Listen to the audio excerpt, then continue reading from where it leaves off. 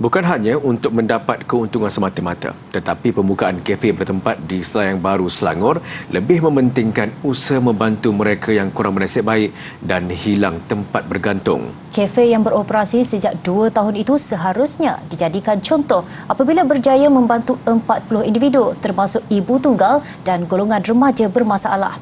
Ikuti laporan rakan tugas Aslina Abu Bakar. Bites and Beans Cafe membuka lembaran baharu kepada ibu tunggal dan remaja yang kurang bernasib baik untuk mendapat peluang pekerjaan dan kemahiran pembuatan kek dan roti. Berkonsepkan social enterprise, kafe yang dibangunkan Pertubuhan Perkhidmatan Sosial dan Pembangunan Komuniti PSPK daerah Gombak itu adalah cetusan idea daripada ibu tunggal yang berlindung di bawah pertubuhan berkenaan. Selain diberi peluang menguruskan kafe, golongan ini juga diberi peluang menjual produk kek dan roti yang dihasilkan mereka sendiri. So basically kita ada bakery training center ni dah lama, dah more than 16 tahun kita ada. So pada awal kita buka sebagai pusat aktiviti sahaja. So semakin masa berlalu dalam 2016-2017 tu ibu-ibu sendiri yang bertanya apa kata kita menjual produk-produk yang kita buat ni daripada kita just buat belajar sahaja. So kita dari NGO ni kita fikir macam ni kita boleh menjual produk ini. So kita mulakan satu kafe ini sebagai platform untuk mereka menjual produk-produk ini.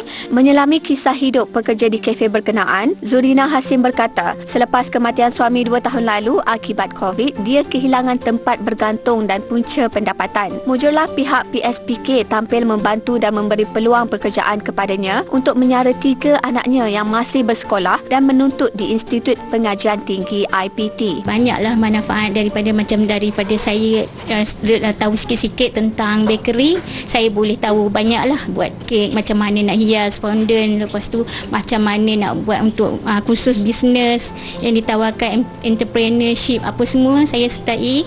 Dan akhir sekali saya baru disediakan kursus tentang Microsoft apa semualah. Bagi remaja ini pula, hidup dalam keluarga bermasalah bukanlah perkara mudah. Dia bukan sahaja tidak mampu menamatkan persekolahan, malah terpaksa bekerja demi membantu ibu dan kelangsungan hidup. Menurutnya lagi, dia bersyukur kerana masih ada pihak yang sanggup memberi latihan dan mengambilnya bekerja walaupun tidak memiliki sebarang kelulusan dan kemahiran. Macam ini kalau ada NGO macam ni boleh banyak orang belajar banyak lagi. Macam guna komputer atau macam sewing atau apa pun boleh lah. Jadi orang boleh cari bisnes dengan mudah sikit. PSPK turut menjalankan beberapa aktiviti kemasyarakatan yang sudah pun memberi manfaat kepada 16,500 individu. Antara bantuan yang disediakan termasuklah bantuan kesihatan, kemahiran jahitan, bakery, tanaman, pemulihan alam sekitar serta kemahiran komputer yang membabitkan 15 pusat di daerah berkenaan. Pihaknya juga mengalu-alukan kedatangan ibu tunggal dan remaja bermasalah untuk menyertai latihan yang diberikan secara percuma selain menawarkan tempat perlindungan kepada mereka yang memerlukan. Cubit peha kiri, peha kanan terasa. Maka begitulah tentang hal hidup ini.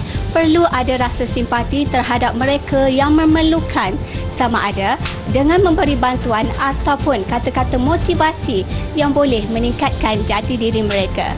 Aslina Abu Bakar melaporkan.